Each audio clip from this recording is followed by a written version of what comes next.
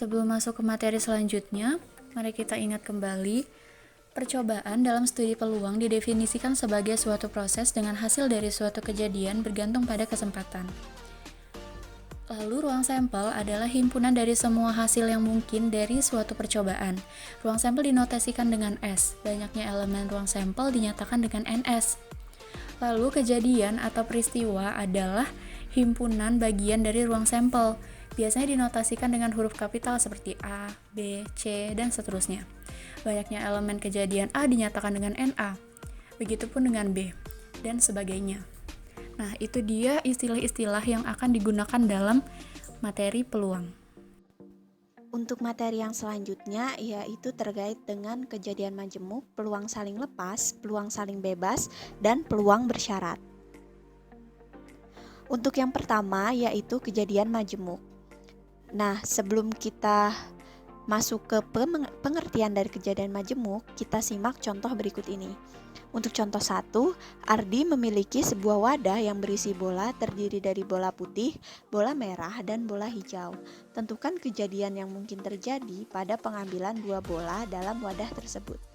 Penyelesaiannya, kita misalkan P itu sebagai kejadian terambil bola putih, Q sebagai kejadian terambil bola merah, dan R sebagai kejadian terambil bola hijau. Untuk kejadian yang pertama, yaitu kejadian terambil bola putih dan merah, kita notasikan dengan P irisan Q. Untuk kejadian kedua, yaitu kejadian terambil bola putih dan hijau, itu kita notasikan dengan P irisan R.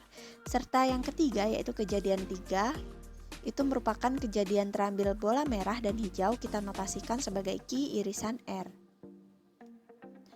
Lalu lanjut ke contoh yang kedua. Pengunjung suatu toko elektronik diklasifikasikan berdasarkan jenis kelamin, yaitu laki-laki dan perempuan, serta berdasarkan usia kurang dari 35 tahun dan lebih dari 35 tahun. Tentukan kejadian majemuk yang mungkin terjadi. Penyelesaiannya, kita misalkan A itu sebagai kejadian pengunjung laki-laki, B sebagai kejadian pengunjung perempuan, C sebagai kejadian pengunjung usia kurang dari 35 tahun, D sebagai kejadian pengunjung usia lebih dari 35 tahun.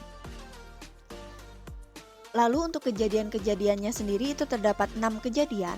Untuk kejadian yang pertama yaitu kejadian pengunjung laki-laki atau perempuan, kita notasikan sebagai A gabungan B.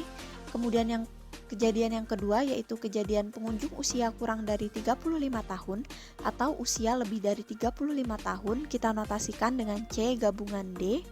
Kejadian ketiga yaitu kejadian pengunjung laki-laki dan berusia kurang dari 35 tahun, kita notasikan sebagai A irisan C.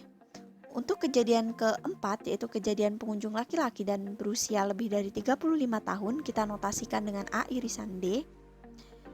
Kejadian kelima yaitu kejadian pengunjung perempuan dan berusia kurang dari 35 tahun, kita notasikan sebagai B irisan C. Serta kejadian keenam yaitu kejadian pengunjung perempuan dan berusia lebih dari 35 tahun, kita notasikan B irisan D. Nah, berdasarkan dua contoh tadi dapat kita tarik kesimpulan kejadian majemuk. Nah, kejadian majemuk sendiri adalah dua atau lebih kejadian yang terjadi secara bersamaan. Nah, untuk notasi gabungan dari dua kejadian yaitu kita notasikan dengan A gabungan B. Untuk notasi gabungan tiga kejadian dapat kita notasikan dengan A gabungan B gabungan C. Untuk notasi irisan dua kejadian itu A irisan B, serta notasi irisan tiga kejadian yaitu A irisan B irisan C. Nah, sekarang kita masuk ke peluang saling lepas. Pada kegiatan arisan biasanya dilakukan pelantunan dua dadu sebanyak 1 kali untuk menentukan anggota yang akan mendapatkan uang arisan yang telah terkumpul. Nah, anggota yang mendapatkan jumlah mata terbesar yang berhak untuk mendapatkan uang tersebut. Nah, dari gambar di samping itu merupakan tabel hasil pelantunan dua dadu sebanyak 1 kali secara bersamaan. Kita peroleh contoh yang pertama. Dua dadu dilemparkan 1 kali secara bersamaan. Kita tentukan peluang muncul mata dadu berjumlah 5 atau 7. Penyelesaiannya, kita misalkan A itu sebagai kejadian muncul mata dadu berjumlah 5 dan B sebagai kejadian muncul mata dadu berjumlah 7.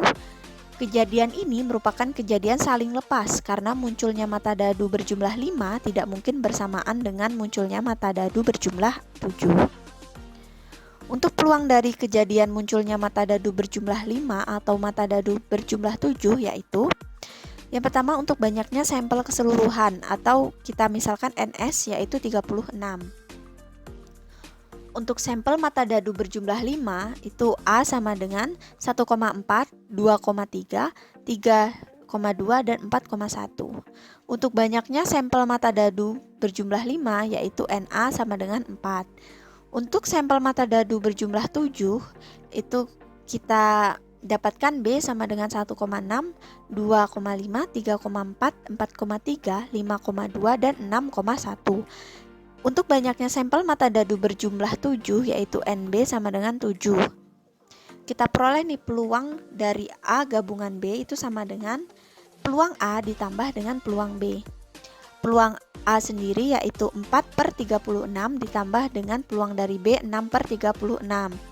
Kita peroleh 10/36 dan kita sederhanakan menjadi 5/18. Jadi peluang muncul mata dadu berjumlah 5 atau 7 adalah 5/18. Dari sini dapat kita tarik kesimpulan bahwa peluang saling lepas adalah peluang 2 atau lebih kejadian yang tidak mungkin terjadi bersama-sama. Untuk cara memperoleh peluang saling lepas ini, kita notasikan peluang A gabungan B sama dengan peluang A ditambah dengan peluang B. Lalu lanjut lagi kita ke peluang saling bebas. Sebelumnya kita masuk ke contoh terlebih dahulu. Sebuah dadu dan sebuah koin dilantunkan secara bersamaan sebanyak 1 kali. Berapa peluang munculnya mata dadu genap pada dadu dan munculnya mata dadu genap dan munculnya gambar pada koin? Penyelesaiannya kita misalkan P itu sebagai kejadian muncul mata genap pada dadu dan Q sebagai kejadian muncul gambar pada koin. Kejadian ini merupakan kejadian saling bebas karena munculnya mata dadu genap pada dadu tidak mempengaruhi kejadian munculnya gambar pada koin. Peluang munculnya mata dadu genap pada dadu dan kejadian munculnya gambar pada koin itu kita peroleh banyaknya sampel keseluruhan atau NS itu sama dengan 12. Untuk sampel mata dadu genap, kita peroleh A itu 2A, 2G, 4A, 4G, 6A, dan 6G. Banyaknya sampel mata dadu genap yaitu NA sama dengan 6. Sampel munculnya gambar pada koin yaitu B1G, 2G, 3G, 4G, 5G, dan 6G. Sehingga banyaknya sampel yang muncul pada gambar G pada koin yaitu NB sama dengan 6. Untuk mencari peluangnya, kita cari peluang A irisan B atau sama dengan peluang A dikali dengan peluang B. Peluang A sendiri yaitu 6/12 dikali dengan 6/12 kita peroleh 36/114 atau sama dengan 1/4. Jadi peluang muncul mata dadu genap dan gambar pada koin yaitu 1/4. Dari sini kita dapat tarik kesimpulan bahwa peluang saling bebas adalah peluang 2 atau lebih kejadian yang tidak saling mempengaruhi. Atau notasinya dapat kita tulis peluang A irisan B itu sama dengan peluang A dikali dengan peluang B.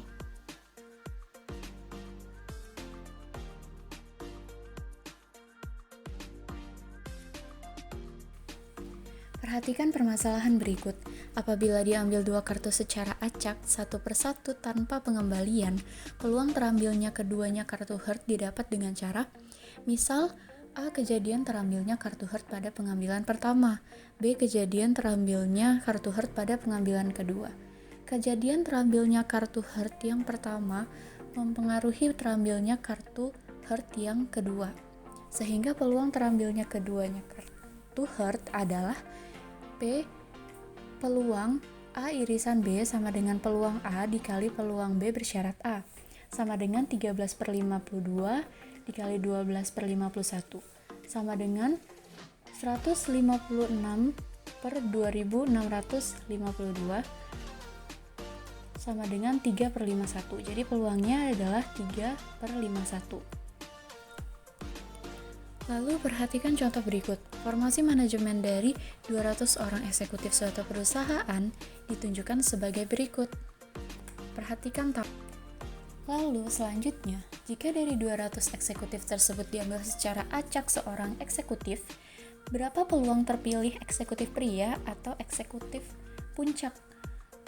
Nah, dapat dicari dengan cara mencari peluang pria digabung dengan eksekutif puncak. Sama dengan peluang pria ditambah peluang eksekutif puncak dikurang peluang pria irisan eksekutif puncak. Kita peroleh hasilnya 2/5. Lalu, kasus yang kedua, dipilih 2 orang eksekutif secara acak. Berapa peluangnya terpilih seorang eksekutif pria dan seorang eksekutif wanita? Caranya adalah dengan cara mencari peluang pria irisan wanita, sama dengan peluang pria dikali peluang wanita. Kita peroleh peluang pria sama dengan 78/200, peluang wanita 122/200 dikalikan hingga diperoleh 9.516/40.000. Lalu kasus yang kedua, berapa peluang terpilih eksekutif pria pada pilihan pertama dan terpilih eksekutif pria lagi pada pilihan kedua? Kita carinya dengan cara mencari peluang pria 1 irisan pria 2 sama dengan peluang pria 1 dikali peluang pria 2 bersyarat pria 1 sama dengan 78/200 dikali 77/199. Karena yang pertama sudah dipilih di pria 1, jadi berkurang 1. Sama dengan 6.006 dikali 39.800 sama dengan 15/10. Dari permasalahan dan contoh yang telah diberikan, kita dapat menyimpulkan bahwa peluang bersyarat adalah peluang 2 kejadian yang saling bergantung apabila terjadi atau tidak terjadinya kejadian A akan mempengaruhi terjadi atau tidak terjadinya kejadian B. Mencarinya dengan rumus peluang A bersyarat B sama dengan peluang A irisan B dibagi peluang B. Nah, untuk memantapkan materi yang telah diperoleh, bisa dengan cara mengerjakan latihan soal berikut. Berikut merupakan kumpulan soal-soal OSK Matematika tahun 2020, 2019, 2017, dan 2016 terkait materi peluang. Dalam mempelajari materi peluang, pasti ada saja miskonsepsi dan kesalahan siswa terkait materi peluang. Yang pertama, siswa kesulitan dalam memahami soal. Siswa berusaha menyelesaikan soal, akan tetapi siswa kesulitan dalam memilih dan menggunakan rumus.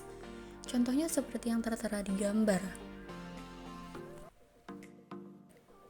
Lalu yang kedua, siswa melakukan prosedur yang kurang atau tidak tepat.